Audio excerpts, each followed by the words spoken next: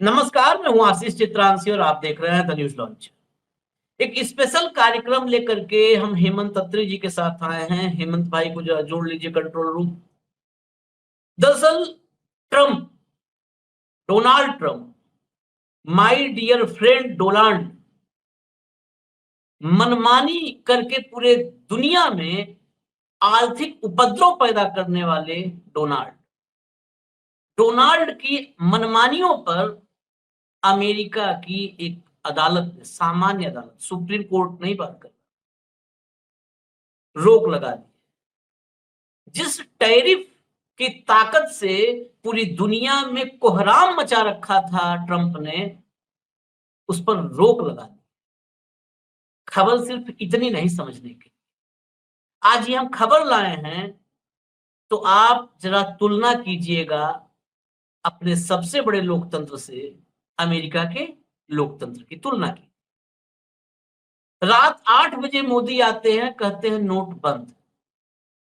इस देश की जितने लोकतंत्र के खंभे हैं सब सरेंडर, नोट बंद, अदालत भी सरेंडर। 370 हटता है, अदालत कहती है ठीक। सीजीआई चुनाव आयोग में चुनाव आयुक्तों की नियुक्ति में भूमिका अपनी तय करते हैं, मोदी जी पलट देते हैं। सुप्रीम कोर्ट में पिटीशन पड़ी है, धूल फाक रही है तारीखों के जरिए। पेगासस जासूसी, पत्रकारों की, विपक्ष के नेताओं की और अपने मंत्रियों की जासूसी का आरोप लगता है। पेगासस सुप्रीम कोर्ट में पड़ा है और सुप्रीम कोर्ट हमारा कहता है कि राष्ट्रीय सुरक्षा का मसला है, चौराहे पे नहीं दिखा सकते हैं, लिफाफे में रह। राफेल का मामला आता है, राफेल में करप्शन का मामला आता है, नेशनल सिक्योरिटी के नाम पर हमारी अदालत खामोश हो जाती है। एक नहीं, अनगिनत उदाहरण है। हमारी लोकतंत्र के सारे खंभे सरेंडर कर जाते हैं। दूसरी तरफ अमेरिका, असली लोकतंत्र जो है, वहां पर मनमानी, ट्रंप की मनमानी पर हंटर चलता है। तो एक तरफ अदालत का हंटर होता है और एक तरफ लोकतंत्र का सरेंडर होता है। वाह रे नरेंद्र। अब चलते हैं हेमंत भाई के पास, आपको पहले खबर दिखा देते हैं। खबरें देख लीजिए, जितनी अलग अलग जगहों पर छपी है, दो चार दिखा देते हैं। खबर स्टेब्लिश करने के लिए हमारा दिखाना मकसद है, नहीं तो बहुत सारे नीचे आते हैं, कहते हैं ट्रंप ने आपको बताया, कोर्ट ने आपको बताया, अमेरिका। ऐसे ऐसे चले आते हैं कि पता नहीं उनको वापसी का रास्ता भी हम नहीं बता पाते। तो दिखा दीजिए, पहले कंट्रोल रूम लाइए जरा, देखिए। राष्ट्रपति ट्रंप को बड़ा झटका, अमेरिकी कोर्ट ने लिबरेशन डे टैरिफ पर लगाई रोक, कहा यह संविधान के खिलाफ। अगला लाइए, अगला लाइए। देखिए, अमेरिकी कोर्ट ने ट्रंप के टैरिफ पर रोक लगाई, कहा राष्ट्रपति अपने अधिकार क्षेत्र से आगे बढ़ रहे इकोनॉमी का हवाला देकर कुछ भी करना गलत। कितना स्पष्ट है ये आदेश, बिल्कुल क्रिस्टल क्लियर, किसी तरह का लूपहोल भी नहीं है। जैसे हमारे यहाँ आदेश, अगर कभी कभी सरकार को नहीं पसंद आने वाला आदेश आ जाता है तो उसमें भी एक छोटा सा रास्ता होता है निकल भागने का। जैसा कि चुनाव आयुक्तों की नियुक्ति के लिए सीजेआई को शामिल करना, आखिर में लिख दिया कानून अगर कोई बनाए सरकार इस पर, तब तक बस बना दिया कानून। प्लेसेज ऑफ वर्शिप एक्ट में भी एक रास्ता देके ट्रम्प तो चले गए, चंद्रचूड़ साहब हमारे, पता नहीं भगवान से पूछा था, किससे पूछा था। तो ये सब एग्जाम्पल है, मैं चलता हूं बहुत सारे एग्जाम्पल के साथ। हेमंत भाई बैठे हैं। हेमंत भाई, पहले तो सबसे पहले ट्रम्प की मनमानी पर जो ये हंटर चला है, इसका पूरा एक बार डिस्क्रिप्शन हो जाए, दर्शकों को समझ में आए कि डेमोक्रेसी क्या होती है, डेमोक्रेटिक वैल्यूज क्या होते हैं, और लोकतंत्र के अलग अलग जो स्तंभ होते हैं उनकी अपनी कितनी ताकत होती है, लोकतंत्र को बचाने में उनकी अपनी क्या भूमिका होती है।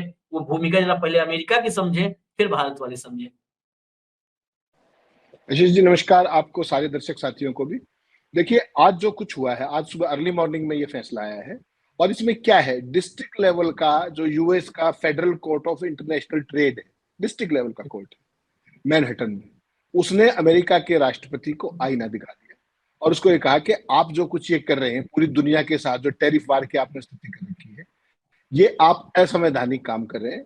अमेरिकन संविधान के मुताबिक आप चाहे इमरजेंसी इन्वोक कर दीजिए, चाहे कुछ भी कर दीजिए, ये अधिकार आपका नहीं है कि इंटरनेशनल ट्रेड हो या डोमेस्टिक ट्रेड हो, उसको आप तय करें, यानी कि राष्ट्रपति तय करें। नहीं, ये यूएस कांग्रेस का विशेषाधिकार है और उसको आप किसी भी सूरत के अंदर उसको आप ओवरटेक नहीं कर सकते। ये शब्द उन्होंने कहा। मैंने ऑर्डर की कॉपी भी भेजी है आपको, एक छोटा सा उसका पोर्शन। मैं चाहूंगा कंट्रोल रूम उसको भी दिखा देता कि वो सारी चीजें अभी अभी भेजी हाँ, एक मिनट पहले। एनीवे, वो चलता रहेगा, कोई खास बात नहीं। बेसिकली क्या है कि ट्रंप ने, आपको पता है कि पिछले जब से वो सरकार में आए हैं 20 जनवरी से लेकर के अब तक, लगातार उन्होंने टैरिफ को एक वेपनाइज कर दिया है पूरी दुनिया के खिलाफ, एक आतंक मचाने के लिए। चाहे वो भारत हो, चाहे कनाडा हो, चाहे मेक्सिको हो, चाहे चाइना हो, चाहे यूरोपियन यूनियन, कोई देश नहीं बख्शा उन्होंने। जो मर्जी आए, जिस तरीके से उनकी विम्स के तहत, उनकी जो सनक है उसके तहत वो फैसला करके उसको लागू कर। लेकिन गजब देखिए आप कि अमेरिका की जो फेडरल कोर्ट थी उसने कहा कि आप ये कर ही नहीं सकते, किसी भी तरीके का आपको अधिकार नहीं है। और ये आप समझिएगा, ये किसने चैलेंज किया था? जो अमेरिका के अंदर छोटे व्यापारी है ना, छोटे व्यापारी, उन्होंने, उनकी संगठन ने, और 12 स्टेट्स जो डेमोक्रेटिक स्टेट्स है, डेमोक्रेट रूल स्टेट्स है, उन्होंने ये चैलेंज किया था ट्रंप का जो भी कुछ ये टैरिफ को लेकर कर रहे थे। तो जो छोटे व्यापारियों वाला जो केस था उसके अंदर ये फैसला आया है। और ट्रंप का जो एडमिनिस्ट्रेशन है वो इमीडिएटली अपील में चला गया है न्यूयॉर्क के कोर्ट में, और जरूरत पड़ी तो सुप्रीम कोर्ट में भी जाना पड़ेगा उसको। और ये भी कहा है कि 10 दिन के अंदर आपने जो कुछ किया है उसको दोबारा से नेगेट कर दीजिए, जहां वापस पहले जैसी स्थिति कर दीजिए। लेकिन आपको पता है कि ट्रंप ने जितने भी जो ये किया था टैरिफ को लेकर के, उस सारे को होल्ड कर रखा है फिलहाल के लिए, तो उस पर बहुत ज्यादा फर्क नहीं पड़ेगा। लेकिन ट्रंप प्रशासन इतना डेस्परेट है कि जो उनके जो प्रवक्ता है उन्होंने आज ये कह दिया कि ये जो जज हैं, जैसे अपने यहाँ कहते हैं ना कि जो निर्वाचित नहीं है वो सरकार चलाने की कोशिश कर रहे हैं, अनिर्वाचित लोग।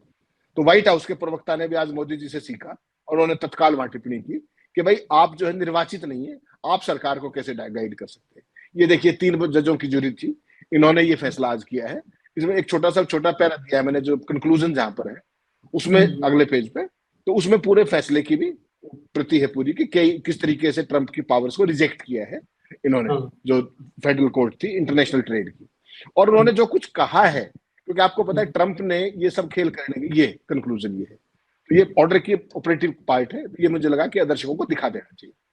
तो इसमें आशीष भाई किया क्या है कि आपको पता है जैसे ही ट्रंप सत्ता में आए थे, उन्होंने टैरिफ का खेल करने के लिए international emergency economic power act IEEPA के तहत ये टैरिफ लगाए थे, सारी शक्तियां अपने पास ले ली थी।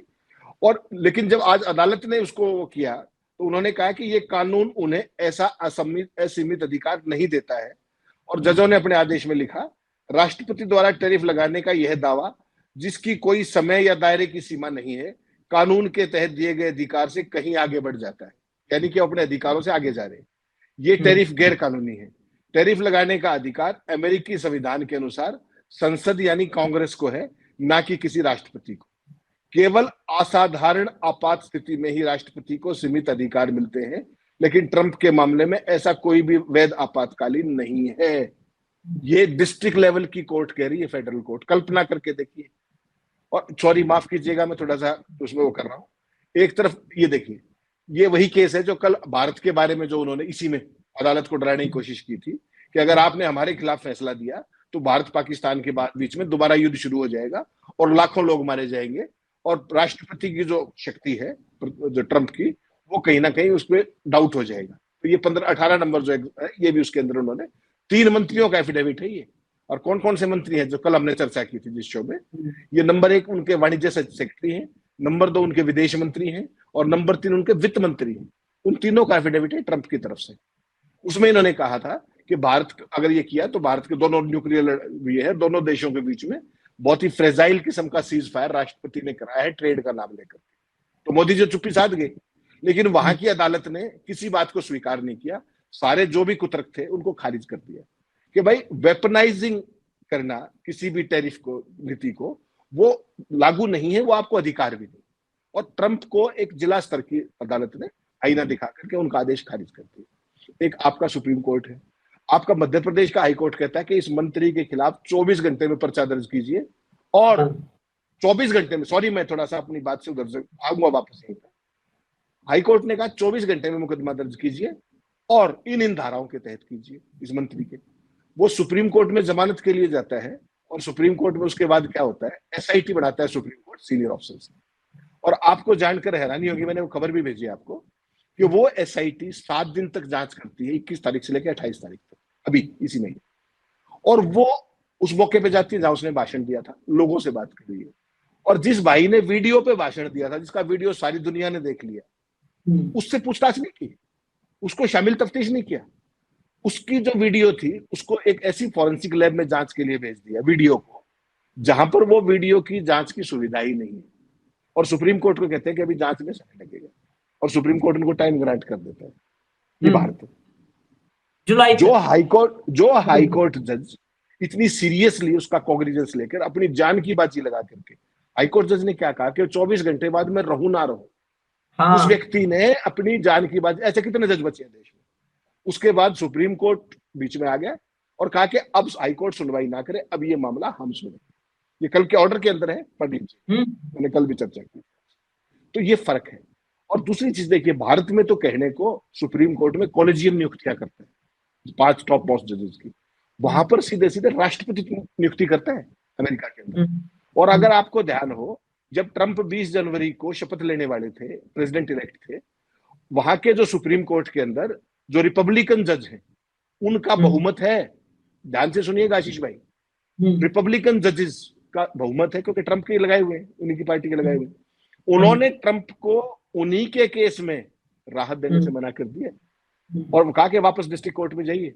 और डिस्ट्रिक्ट कोर्ट ने उनको आपराधिक मामले में कन्विक्ट कर दिया, सजा नहीं सुनाई, ये कह के कि आप राष्ट्रपति के लिए निर्वाचित हैं। लेकिन खुद के अपनी कलम से नियुक्त हुए जजेस ने उनको उनकी मदद में नहीं आए। एक भारत की कोर्ट, ये थोड़ा सा मैं कंपैरेटिव, इसलिए थोड़ा सा मैं साइड में इसमें आना पड़ा मुझे। जरूरी है। हाँ, तो उसके बाद जो है, अब इस फैसले को जैसे ये आया, अदालत ने उनके सारे तर्क जो थे ट्रंप के, जो ट्रेड वार को लेकर के, वो सारे खारिज कर दिए। और उसके बाद ट्रंप प्रशासन इमीडिएटली जो है अपील में चला गया है हायर कोर्ट के अंदर। वो चाहे तो सुप्रीम कोर्ट में भी जा सकता है। तो सवाल ये है कि फेडरल कोर्ट का जो अपील थी वो कोर्ट ऑफ अपील्स में चली गई है। पहली बार है जब किसी अमेरिकी संघीय अदालत ने ट्रंप के टैरिफ को गैर कानूनी बताया है। इससे यह तय होता है कि राष्ट्रपति को बिना कांग्रेस की मंजूरी के अनियंत्रित टैरिफ लगाने का अधिकार नहीं है, चाहे वो किसी भी पार्टी के क्यों ना हो। ये ऑर्डर के अंदर भी लिखा हुआ है और ये अदरवाइज इसके इंप्लीकेशन भी है। अब आप उस चीज की कल्पना कीजिए जिसका आपने इंट्रोडक्शन में जिक्र किया। ट्रंप को आज तक किस किस बात के झटके लगे। मैंने कहा, आपको बताया कि आपराधिक केस के अंदर कन्विक्ट हुए, सुप्रीम कोर्ट उन्हीं की बनाई, उन्हीं के कलम से अपॉइंटमेंट जजेस ने बना कर दिया। उसके बाद अप्रवासियों को जिस तरीके से अंधाधुंध भगा रहे थे, उसको स्टे किया डिस्ट्रिक्ट कोर्ट में। डिस्ट्रिक्ट कोर्ट में ट्रंप को ये पहला झटका नहीं, डिस्ट्रिक्ट कोर्ट ने अप्रवासी वाले मामले में किया। अभी 2 दिन पहले आपको ध्यान होगा, हार्वर्ड के स्टूडेंट्स, बाहर के विदेशी छात्रों को, उस पर रोक लगाई। और अब ये ट्रेड वार को लेकर के, अमेरिका का राष्ट्रपति दुनिया का सबसे ताकतवर आदमी होता है, सबसे ताकतवर पर से कहने के लिए। लेकिन 4 फैसले ऐसे हैं जो जिला स्तर के जजों ने अपने स्तर पर विद इन 24 आवर्स स्टे कर दिए। 24 आवर्स आपने कहा स्टे, आगे चलिए, और नो कोरेसिव एक्शन, ये भी साथ। आपकी अदालत देखिए, आपने बिल्कुल ठीक कहा, 8 बजे आए, नोटबंदी कर दी, 85% देश की करेंसी कूड़ा हो गई। उसके बाद राफेल, पेगासस, हिंडनबर्ग, 370, राम मंदिर, ये सारे के सारे केसेस। कल्पना कीजिए, वो भी लोकतंत्र है, आप भी लोकतंत्र। यहां पर सभी जजेस के अंदर एक खास तरह की, माफ कीजिएगा सारे जजेस नहीं है, बहुत थोड़े बचे हुए हैं। तो with all due regards to higher judiciary, ये मुझे कहने में कोई शक नहीं है कि भारत की जो हायर जुडिशरी है, खासतौर पर दिल्ली में जो लोग बैठे हुए हैं, उनके अंदर एक सरकारी डिपार्टमेंट के अधिकारी बनने की होड़ लगी हुई है, ऐसा प्रतीत देखने में। जैसे सरकारी ब्यूरोक्रेसी कब्जे में आ गई ना कंप्लीटली, सारी जांच एजेंसियां कंप्लीट कंट्रोल में, कहीं कोई समस्या नहीं। ऐसे ही आपका इलेक्शन कमीशन जेब में आ गया, पार्लियामेंट बिल्कुल 2 व्यक्तियों के उसमें चलती है, 2 चेयर और 2 गुरु चेला। सारे के सारे इंस्टीट्यूशंस को जिस तरीके से कैप्चर कर लिया गया है, वो एक उदाहरण है लोकतंत्र का। और दूसरा उदाहरण अमेरिका का है कि डिस्ट्रिक्ट लेवल के जजेस अपील आते ही 24 आवर्स के उसमें इंटरिम रिलीफ देते हैं पीड़ित को। और आपके यहाँ आज नोटबंदी हुई, 5 साल के बाद उसको वैलिडेट कर देते हैं कि हाँ ठीक था। तो ये सारी की सारी स्थितियां हैं। और इलेक्शन कमीशन का तो आपने जिक्र ही किया। दिल्ली के एलजी की पावर्स को लेकर के आप शायद दिमाग से रह गए आपके, हाँ, एलजी की जब पावर्स हाँ, डिफाइन कर रहे थे, हाँ, सुप्रीम कोर्ट की बेंच उसको सालों से सुन करके तब उसको जाके कितने साल में तो उसका फैसला आया, और उसके बाद नीचे फिर एक लाइन लिख दी कि आप चाहें तो कानून बना लीजिए। उन्होंने शाम को ही कानून। उठा के ऑर्डिनेंस कर दिया, कानून बना दिया। सेम वाजदा के ये कैसी जुडिशरी भाई? क्या फिर जुडिशरी का काम है संविधान?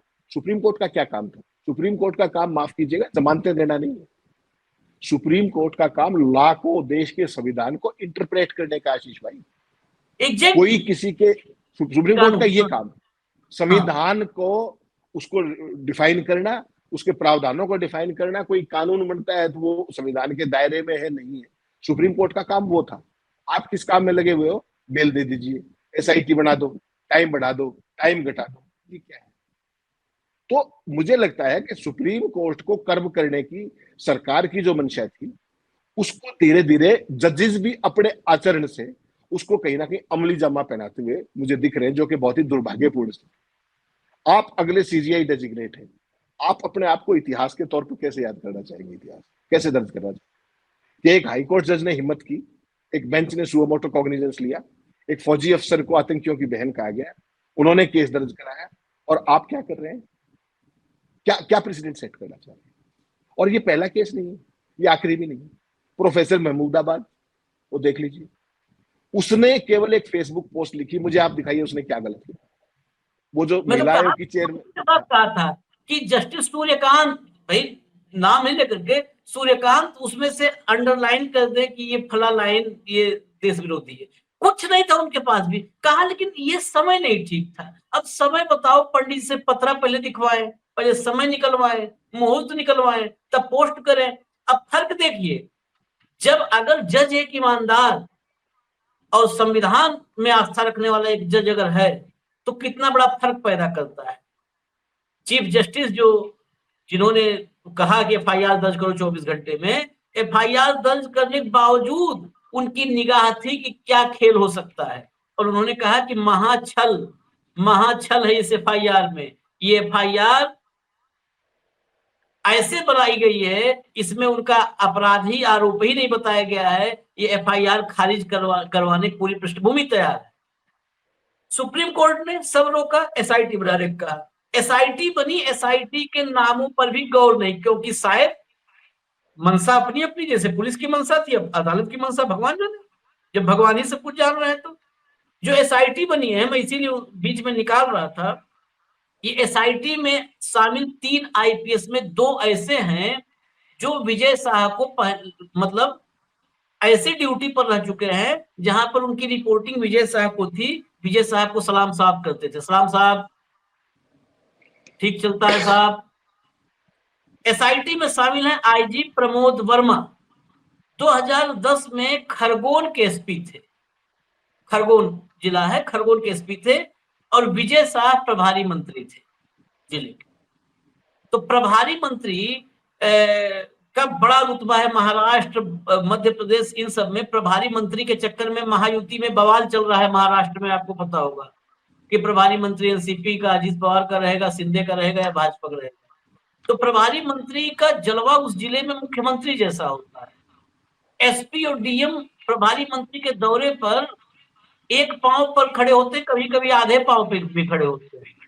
ये प्रभारी मंत्री थे, उस समय ये कप्तान थे। बी कल्याण चक्रवर्ती 2018 में एसपी खरगोन थे, उस समय विजय शाह वन मंत्री थे। उन लोगों को जिन्होंने सलाम साहब किया है, वो एसआईटी में है, ये पूछेंगे? ये बताओ, आप नहीं भी कहा ना कि उनसे पूछताछ नहीं की, ये उनसे क्या पूछताछ करेंगे? ये तो यही टाइम ही लेने में साथ गुजार देंगे, साहब आ जाए आज, उधर से कह देगा आज कहां से आ जाओगे, है नहीं दिमाग आशीष भाई, खराब है। मैं कुछ और ही बात कह रहा हूं। मैं आपको जो कहना चाह रहा हूं कि उस वीडियो की जांच क्या कराई जानी थी, मेरा क्या आपसे सवाल ये करवाओगे? हाँ, है। मैं और आप बात कर रहे हैं अभी, इसी वीडियो को सुप्रीम कोर्ट देख ले और ये बता दे कि इसमें क्या गलत किया भाई। इतनी तो बात है ना कि उसने आतंकियों की बहन कर्नल सोफिया को कहा या नहीं, हाँ या नहीं, बात खत्म होगी। वो 3 बार माफी मांग चुका है वो व्यक्ति, 3 बार। तो अगर उसने गलती नहीं की तो वो माफी क्यों मांग रहा है? माफी क्यों? और उसके, इससे बड़ा ठीक है, प्रमाण कोई नहीं है। ठीक है, और उसके बाद सुप्रीम कोर्ट कह रहा है नहीं ठीक है कोई बात नहीं, जुलाई तक आप जांच कर लीजिए। इसकी क्या जांच होगी, मैं आपसे ये पूछूं। ऐसे ही प्रोफेसर महमूदाबाद का केस है, 1 पेज की फेसबुक पोस्ट, 450 वर्ड, आप उसको पढ़ लीजिए एक बार, बेंच पढ़ सकती है ना, वो अपने सोलिसिटर पढ़ लेते 2 मिनट के अंदर, हो जाता फैसला। किस बात को आप किस तरीके से लगता है, एक तरफ तो देश में इतनी पेंडेंसी है केसेस की, दूसरी तरफ आप इस तरह की चीजें करके, अच्छा you show me the face I will show you the rule. Shah के केस में कुछ है, उसको आज तक पूछताछ नहीं हुई, महमूदाबाद को अरेस्ट भी कर लिया, पुलिस रिमांड भी हो गया, जेल भी होगी, जमानत भी होगी, और उसके बयान के अंदर आप मुझे एक लाइन का आपत्तिजनक दिखाइए, और इनका एक एक शब्द आपत्तिजनक है। उसके बावजूद ना इनसे पूछताछ हुई, ना इनका रिमांड हुआ, ना ये अरेस्ट हुए, ना इनकी बेल हुई। तो इस देश में संविधान और जो आपके मौलिक अधिकार हैं वो आपके अलग है और मेरे अलग हैं क्या? या कोई बीजेपी का है उसके अलग है और मेरे अलग है? ये क्या चल रहा है देश में? और सुप्रीम कोर्ट इस तरह की चीजें करके क्या साबित करना चाह रहा है? सिर्फ मेरा सवाल ये है कि इसमें आपको जांच क्या करानी है? महमूदाबाद के केस में क्या जांच होगी बताइए आप मुझे। और हरियाणा सरकार ने क्या कहा कल, आपको पता है? हरियाणा सरकार ने कहा कि इनके घर की तलाशी लेनी पड़ेगी। तब जस्टिस सूर्यकांत ने कहा कि इधर उधर मत जाइए और केवल इस पोस्ट की जांच कीजिए, एफआईआर तक सीमित रहिए। अभी तक कोई जांच करने, एसआईटी वहां भी, एसआईटी यहां भी है, कोई विजय शाह के घर पे तो नहीं गया जांच करने के लिए। ये जो है, ये इस देश के अंदर अलग अलग आदमी के लिए अलग कानून है, जो भाजपा आजकल बहुत खुल कहते हैं बड़ी शर्मनिरपेक्षता से कि you show me the man I will show you the rule. तो यही काम न्यायपालिका तो नहीं करने लगी है क्या? बहुत चिंता की बात है ये कि इन दोनों केसेस की जांच क्या कराओगे आप? एसआईटी की क्या जरूरत है, बता दीजिए मुझे, बताइए क्या जांच कराएंगे? और जिस लैब के अंदर भेजा, आपको जानकर हैरानी होगी, उसके अंदर वीडियो की जांच का नहीं, ऑडियो की जांच का, ऑडियो क्लिप की जांच हो सकती है। तो जिन्होंने ये भेजा और सुप्रीम कोर्ट में कह रहे हैं कि जी हमने सैंपल भेजा है, अरे सैंपल सबके सामने है, वो मंत्री मना थोड़ी कर रहा है, वो तो कह रहा है मैंने कहा है, और 3 बार माफी मांग ली उसने, और अरे माई लॉर्ड वो को कह फिर रहा है, मैं तो यही बात सुन, वो कह रहा है उस मंच पर मौजूद और जो महिला नेत्री थी, पूर्व मंत्री थी, सब कह रही हैं, सब कह रहे हैं कि हाँ हाँ बोला था उन्होंने, थोड़ा गलती से मुंह से निकल गया, सफाई दे रहे हैं, लेकिन सब एक्सेप्ट कर रहे हैं कि वो वही है, विजय साहब बोला है। लेकिन सुप्रीम कोर्ट को ये सब जानकारी एसआईटी के जरिए पुष्ट करना है। ये है रास्ता, भगने का रास्ता देने के लिए। जब आप समझ लो कि जिस देश में विजय शाह बच सकता है, उस देश में ट्रंप या मोदी जैसे पावरफुल जो टॉप पे हो, जिसके हाथ में पूरी पावर हो, उसके खिलाफ कोई एक्शन हो सकता है क्या? वो कुछ भी कर जाए। लो, आप अभी सुप्रीम कोर्ट इसलिए हम चर्चा कर रहे हैं क्योंकि वो सर्वोच्च अदालत है, वहीं से सबका मतलब सबकी बीमारी के लक्षण नजर आ जाते हैं। आप डिस्ट्रिक्ट कोर्ट पे आ जाओ, उसका चर्चा ही करना व्यर्थ, उसकी चर्चा करना व्यर्थ है। बड़ी जिम्मेदारी से कह रहे हैं। संभल जाइए, याद कर लीजिए संभल। संभल में जामा मस्जिद के सर्वे का पिटीशन उसी दिन दाखिल होता है, उसी दिन पिटीशन एक्सेप्ट होता है, उसी दिन पिटीशन पर सुनवाई होती है। जो दूसरा पक्ष है उसको इन्फॉर्म भी नहीं किया जाता। अब आप बताइए, न्यायिक सिद्धांतों के साथ ये क्या हो रहा है? मैं कुछ आपत्तिजनक शब्द इस्तेमाल कर दूंगा नहीं, क्या हो रहा है? उसी दिन पिटीशन एक्सेप्ट होता है, उसी दिन उस पर सुनवाई होती है। जो दूसरा पक्ष है, मतलब हमने मुकदमा कर दिया कि हेमंत अत्री, इन्होंने 50 लाख रुपए बैंक से ले लिए हैं और फरार हो गए।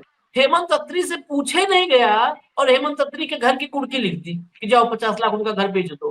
हेमंत अत्री घर पहुंच गए, लोग 50 लाख वसूलने के लिए घर बेच रहा है। पता चला हेमंत अत्री पता नहीं, वो 50 रुपया कभी बैंक से नहीं लिए, बैंक का मुंह नहीं देखे हैं, और उनका घर दूसरे पक्ष से पूछा नहीं गया और आदेश हो गया साहब, आदेश हो गया कि सर्वे होगा।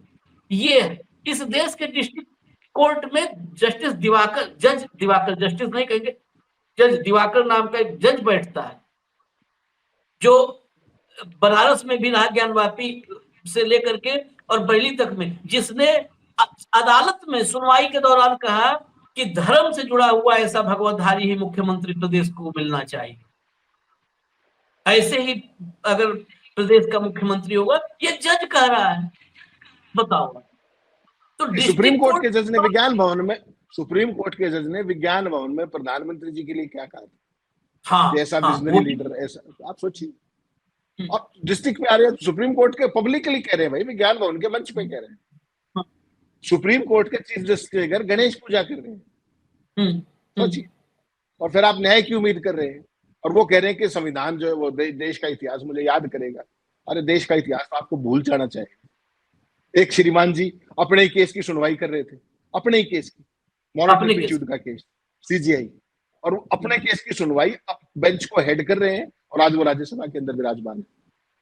आज आपने जज खानविलकर का देखा होगा, सेबी की चीफ को लोकपाल ने क्लीन चिट दे दी। आपको पता है हाँ। वहां पर लोकपाल में कोई जांच भी चल रही थी, आज क्लीन चिट आ गई, बताइए आप क्या करेंगे? किसी को नहीं पता क्लीन चिट का क्या मामला था। हमें तो ये पता था कि महाराष्ट्र के डिस्ट्रिक्ट कोर्ट ने एफआईआर दर्ज करने के लिए कहा, हाई कोर्ट ने स्टे कर दिया, बात खत्म हो गई। आज पता लगा कि लोकपाल ने उसको क्लीन चिट दे दी।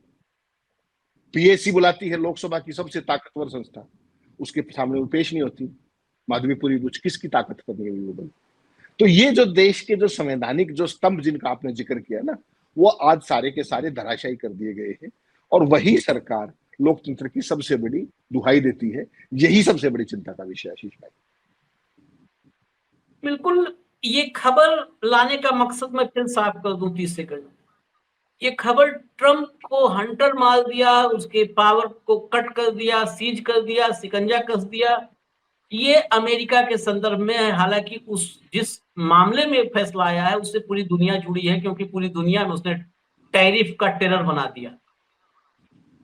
लेकिन संदर्भ यहां पर डेमोक्रेसी का ज्यादा बड़ा है। भारत में कितने मामले हैं, पेगासस का मामला छोटा मोटा नहीं है। कोई और दौर होता, जुडिशरी रीढ़ की हड्डी वाली होती, तो देश का प्रधानमंत्री कटघरे में खड़ा होता अदालत, और देश के सामने होता कि ये जासूसी करने का ट्रेंड सरकारी ट्रेंड बना है, जासूसी का ट्रेंड। लेकिन लिफाफा बंद है, देश को नहीं बताया जाए, नहीं बताया जाए। ये बहुत गंभीर चिंता की बात है कि देश के सारे जितने अंग हैं उन सब ने काम करना बंद कर दिया है। और जब मल्टीपल ऑर्गन फेल्योर होता है तो कोई चांस नहीं होता है बचने का, फिर वेंटिलेटर पर रखो चाहे जहां। तो ये इंडियन डेमोक्रेसी का मल्टीपल ऑर्गन फेल्योर होते हुए नजर आ रहा है साफ साफ। अब आप पर है, ये वक्त रहते सीपीआर, डीपीआर, पीपीआर कुछ दे के बचा लो आप लोग तो ठीक है, नहीं तो मल्टीपल ऑर्गन फेल्योर हो जाओ। इजाजत दो हमें आप लोग, न्यूज लॉन्चर वक्त मिले थोड़ा देखते रहिए। नमस्कार, धन्यवाद।